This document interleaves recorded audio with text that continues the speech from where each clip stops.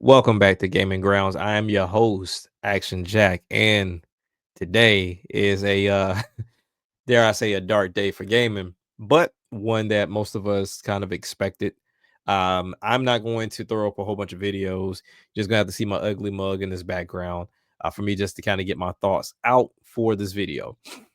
Now, what am I talking about? I'm talking about the news that we just got today from Xbox showcasing that they are upping everything from their accessories to their consoles to eventually their first party games, going up to the big 8-0.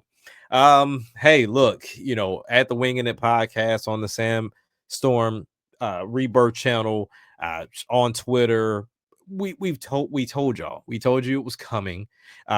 If you were barking up a tree about Nintendo smelling themselves or being greedy about the $80 when it came down to Mario Kart World, we at least try to give you some sense of justification by saying the value of the product is the reason why it was going up to 80. But at the same time, we understood that it was just offsetting when it came down to these tariffs. A lot of people didn't like the pricing of the Switch 2, which most people with common sense will know that's a reasonable price for what it is that they're giving you with VRR, HDR, 120 hertz screen, with the mouse Joy Cons, the new HD Rumble 2, the whole 9 yards, like the whole gamut, right? So the only people that didn't like the pricing were the ones that were either trying to be cheap or the ones that genuinely just couldn't afford it. And one is understandable, but the cheap side just isn't understandable at this point. But I say all that to say this: Microsoft has shown that not only is it Nintendo, but it's probably going to end up being Sony pretty soon too. I'm just curious as into when Sony's going to announce theirs. We saw news before that they were doing a heavy shipment into the U.S. to kind of escape tariffs before they kicked in, because the 90 days, I forget when the 90 days are coming up. It should be in June timeframe. So they're just getting prepared, and that is outside of gaming too. I mean, you look at groceries, you look at cars, you look at houses, you look at everything. The pricing is going up, and it solely comes down to this administration. And really, it gets to a point of at what point are we going to overthrow and get that administration out, because it's hurting the entirety of the country and not just those of us that like to game. But to get back to gaming and I to get too political, uh, it really goes to show that gaming is going to be expensive to where it's going to weed a lot of people out, or you're just going to have to be very selective on what it is that you play, which then in turn kind of spruces up the annoying factor of gaming, which I see as reviews. If a game's not a 9 out of 10, or if a game's not a 10 out of 10, you're just going to see a lot of games not get picked up because people are more afraid to try. Now, this does not mean that every game is going to go up to that price. It seems like it's solely just first party at this point from both Xbox and Nintendo standpoint. Now, granted, Nintendo doesn't have every game at 80, but I would imagine Xbox will. Like they'll have every game at 80. And much like Doug Bowser said there's going to be variable pricing. Now, whenever we have Sony's go up, that's going to be a nasty price for the Pro. And of course, the 5 and the digital are going to be what they're going to be. And let's not forget, both the Xbox and the PlayStation got their increases during the pandemic too, to kind of eat that cost. So we're talking about 2 price increases with these devices already at this point in time. So, you do it that which you will. Is 5 years into those consoles, and we are sitting at a very astronomical price. We're talking upwards to $700 for these devices. So, I mean, where do we go from here? You see Mario being the 80. You see the consoles going up in price where they're going. The accessories being what they're going to be, whether they went up $5 to $20, whatever case may be. Um, I think gaming's really going to get to a point of strictly the one percenters at this point of entry level. Retro can make a huge comeback right now, and I don't mean retro studios, but retro gaming. And that's like picking up the old consoles, getting back into it. I know a lot of people will prefer to go the emulation route, but even then, when you look at those emulation devices that I've talked about in the past, they have these nasty tariffs on them as well. I think I saw One of Ambernick's devices that typically run for 80 bucks. Once the tariffs are kicked in, you're looking at 200 plus after shipping, and even with free shipping. Like a $80 device is now 200 or something because of tariffs. So if you didn't jump on the bandwagon early, you're kind of out of luck unless you go the Facebook Marketplace route, or even the Amazon route, because they do have U.S. warehouses for Ambernick, and I think like Odin has it, AYN Odin has it as well, and I want to say Pal Kitty might, but I've never dealt with Pal Kitty. So if they do have U.S. warehouses, they have implored people to utilize those warehouses instead. But once again, the secondhand market, Facebook Marketplace. Now, of course, you're going to have your greedy people that's going to go and try to hit you upside the head to get rid of these devices because they just looking for a come up. But for myself, I know I have like one or two I'm trying to get rid of. I'm doing it for a standard pricing. Even when you talk about those that want to get into the ROG allies, those things are going to go up in price too. The X is already at what, $700 or $800. Expect those to go up in price. I don't know if the Steam Deck will, because it's kind of at that lifespan to where it really is no reason to. But it's a possibility. Everything is a possibility at this point until something chills out. And even then, I saw on a post which I agreed with, because it's kind of similar in the nature of the pandemic. Once these prices are up, let's say the tariffs do chill out and they come down, are the companies now going to take those prices down, or are they going to keep them the same? Now, when it came down to the pandemic, they kept them the same. And as a business, I don't blame them because people were still purchasing at that price. So they really didn't take a dip. If anything, they went up in sales. So if I'm seeing year on year sales go up and I increase prices, why would I touch them? Understand, these are corporations, these are businesses. They are here to make money. You using the terms of greed and, the good guys and bad guys makes absolutely no sense. A corporation continues to make money because they're going to continue to put out money to invest, to do research and development, to put out a product, to promo, whatever the case may be. Like, they're going to always want to make money because that's how you sustain a business. There is no, okay, well, we got the money we need now, we're just going to stop and we're good to go. We're going to make sure that we're going to give you a value that you can afford. It's business is just not like that. The sooner you realize that, the better off you'll be. Less heartache, less headache. It is what it is. So I don't like it. Gaming used to be a easy thing to get into. Used to be easy for you to get three consoles and afford all games if if you were doing pretty good, or if you just had ability to wait for the aftermarket for you to buy secondhand. It was easy to do, but those days are slowly dwindling. And then not to mention when we talk about the digital aspect of it, I think this entices the digital market even more, because if we're talking about tariffs on physical product, you don't have to put tariffs on digital. And I feel like the only reason why here in the United States, not in other countries, because I know they do things different. We've gotten into this era right now when it came down to the Switch 2, to where people are so caught up on wanting new information that they're willing to go to other countries and look for the information, when we know the stuff doesn't always apply globally. Sometimes it's very region specific. So I'm saying it here. I'm talking about only for the US. The only reason why you're not going to see a digital and physical price difference is because they don't want to piss off the retail markets, the brick and mortars. If I have a digital game for 60 bucks and then the game is 70 in a store, most people are going to go for that digital game. There's only going to be a handful that go for the physical, and 9 times out of 10, that's going to be collectors. It is just how it rocks.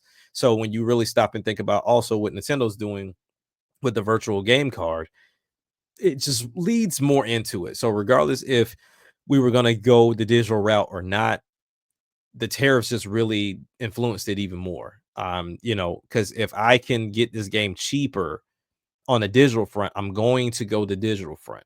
That's just what it is. And if it gets to a point to where I don't have to worry about the physical market, which I don't think we'll ever get to that point. I mean, people were saying that with music, and we still have vinyl and we still have CDs around.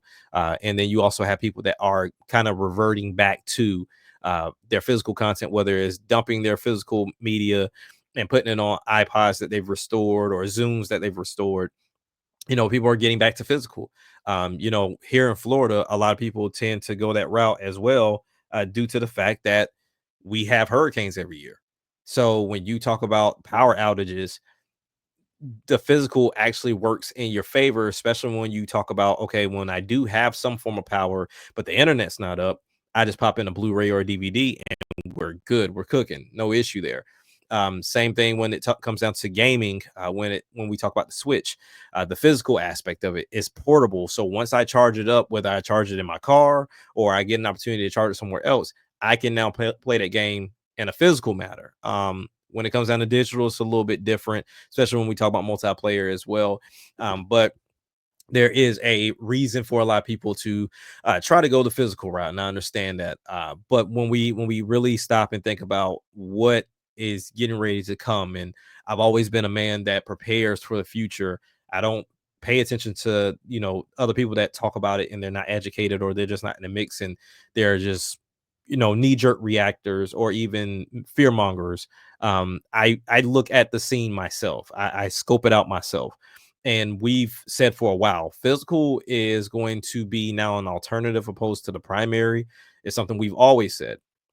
It just makes more sense for the company to make more money. And it was a shock for a lot of people to see Xbox do this price increase because they automatically think, oh, American company. But much like, if not all American companies, they do your manufacturing in other countries because it's a lower cost. Therefore, they can price you here, but then they kind of they get less on the amount that they charge to have it manufactured versus what they charge you to actually make it here.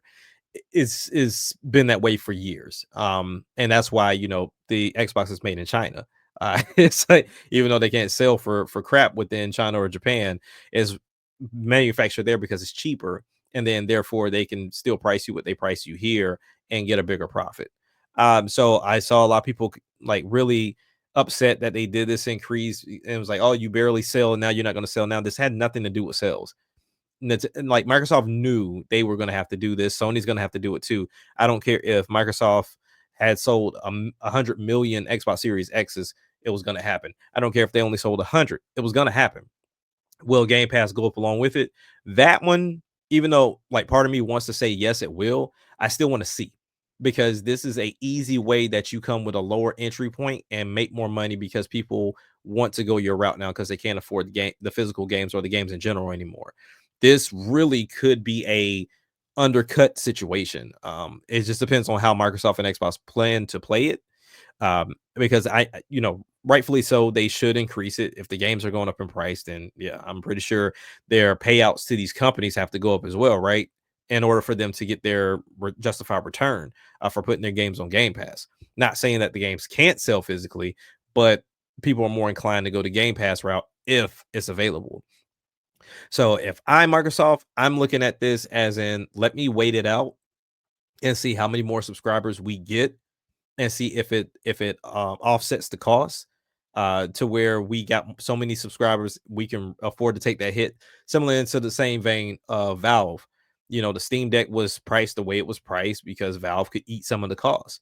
But then when you look at companies like Asus with the Ally, or you look at the Lenovo Legion Go, or if you look at the MSI Claw, or any of these Japanese companies that make them, they can't eat the cost like that. So they're gonna rely on you to pay everything. So that's just how it goes. So I don't know, man. We're in a very funny space, whether you talk about outside of gaming or in gaming. But to keep it within gaming, we're in a very interesting space to where subscription services can be taking over. Digital in general, which comes with subscription, is gonna will be taken over. Retro can make a super boom, if people just decide to go backwards. Or one I thought of and is far fetched, and it's something that I've talked about on the podcast before. Something I talked about before, and I know a lot of people would hate it, but in reality, if it was done correctly, and if it was done with love, if it was done with effort, I don't think it would be that big of a blow. If all three companies offered you a lower tier type device with specific type games, to kind of get out of this, boss hog heavy machinery, but then, really give you something that is more low tier, similar to like the Odins and the Ambernic devices, but they make games specific for that just to see how this thing irons out. Like, not to say that they won't continue supporting these. I feel like these devices now that we have are just going to be on the market for quite some time. Like, I'm talking plus 10 years. Uh, you can't afford to just do another generation at this point, which also leads to what are Xbox and Sony doing when it comes down to their next generation device. But that's another conversation. But to give you some form of entry level device, not like a Series S, nothing like that, but really taking it back. I would say taking it back to maybe PS3-ish, 360-ish, to where it's not that costly to develop the game or the device, because the technology is a little bit, I would say older, but make it more modern. I mean, use the modern technology, but then of course it's only the power of, let's say, 360, PS3, whatever case may be, and just get back to the basics of making quality games that look good. And I'm not going to sit here and fake the font. Just because we're up here now doesn't mean that what was available then is just bad for business. But really get to a point of, hey, look, we just got a solid game. We have modern technology, so we can pull off some things that we couldn't pull off originally in that generation, and we're just giving gamers real quality product. Now, will it happen? Probably not. I'm just saying what would possibly be feasible if we want to keep this thing alive and running without it being the 1% and the fortunate to be the ones to uphold the generation. Because I can imagine you can expect gaming and hardware sales to drop. Like, they're probably not going to be anything substantial. Like, if the PS5 was on a great track to get to PS4 numbers, that might be getting killed pretty soon. Xbox already wasn't doing good, so that is what it is. But we're really about to see a difference. So anybody getting ready to do a victory lap for PlayStation, you might want to think twice. Anybody making very weird comments of, "Oh man, I'm just going to go to PC gaming," they're going to get affected too. Your chipsets, everything is going to get affected. Your GPU, CPUs, the cases, like everything is going to be affected, my friend. Like, the only thing that'll really save you is the Steam sales, but those come quarterly, and 9 times out of 10, most of those games that you would want don't really get a crazy sale like that. It's just crazy to see, man. But all in all, I just wanted to kind of give my spiel and my opinion on the situation that happened today. So Xbox, I knew it was coming, so I'm not one that's gonna raise up no picket fence or a poster to my, burn down Xbox and lower the prices. Like, I'm an adult. I know what comes along with the territory. I'm not oblivious. I'm not gullible. I knew this was coming. I don't like it, but I knew it was happening. So I was prepared for it. And that's why a lot of people freak out, because they're not prepared for what is deemed to happen, especially when the writing's been on the wall for quite some time now. So all I can say is, if you're going to be on social media with this stuff, if you follow certain content creators, make sure the ones you follow are a little bit more, are keeping you more informed on what's coming up, or you do it yourself. And then that way, it's not such a big surprise for you. But I'm right there with you all on not liking it. Will I go and do these false boycotts that people be trying to put up? No. Like, like I said, I'm fortunate. And I know I'm fortunate. I know I'm blessed to be able to even be talking about this or even partaking in this. So we'll see where it goes. All we can do is just hope and wish. I'm not gonna say pray, because these are just material things. I don't pray for stuff like this. But when it comes down to it, it's a hobby. And if you get priced out, then it's time to find a new hobby. Hell, I'm trying to get a green thumb. So so we'll see. But man, I don't want to take any more of your time. I just want to close that out. Let me know what you think down in the comments. Where do you see us going from here? Where do you want us to end up eventually? And when do you think this might stop? How bad do you think this is going to get? So I just want to hear everybody's opinions and their thoughts. So with that being said, it's been your host, Action Jack, and I'll talk to y'all later. Peace.